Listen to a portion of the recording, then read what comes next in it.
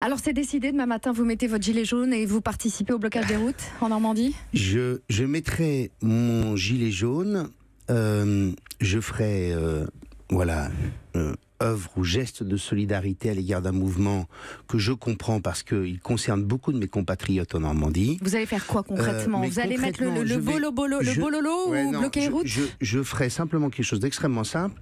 J'irai dans le village d'à côté du mien.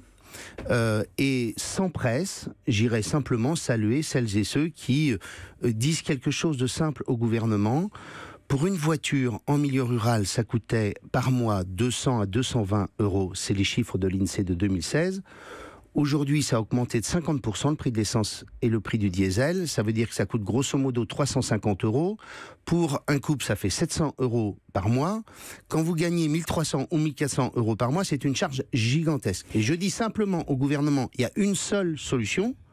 La solution, elle est extrêmement simple, c'est de ne pas augmenter les taxes au 1er janvier 2019. D'y renoncer. Et d'y vous y faire croyez encore? une pause parce que, en clair, la contribution climat-énergie, ce sont les Saoudiens qui l'ont mise par l'augmentation du prix du baril et l'augmentation des taxes depuis 2 ans. Vous porterez votre écharpe tricolore par-dessus votre gilet jaune? Absolument pas. De toute façon, d'une part, je ne suis plus maire depuis 2 ans, mais je mettrai pas je mélange pas les gens. Je veux simplement indiquer... Le président de la région Normandie qui contribue indirectement à bloquer les routes, donc à bloquer sa propre région, c'est pas un peu bizarre? Je ne bloquerai pas les routes, j'irai simplement rencontrer celles et ceux qui disent au gouvernement ce que le gouvernement a entendu. Je vous rappelle que tout de même dans la même journée, vous avez eu le Premier ministre le matin et le Président de la République le soir. Et le Président de la République lui-même qui a expliqué qu'il n'avait pas réussi à réconcilier les élites avec le peuple français et qu'il fallait qu'il change de méthode de gouvernement.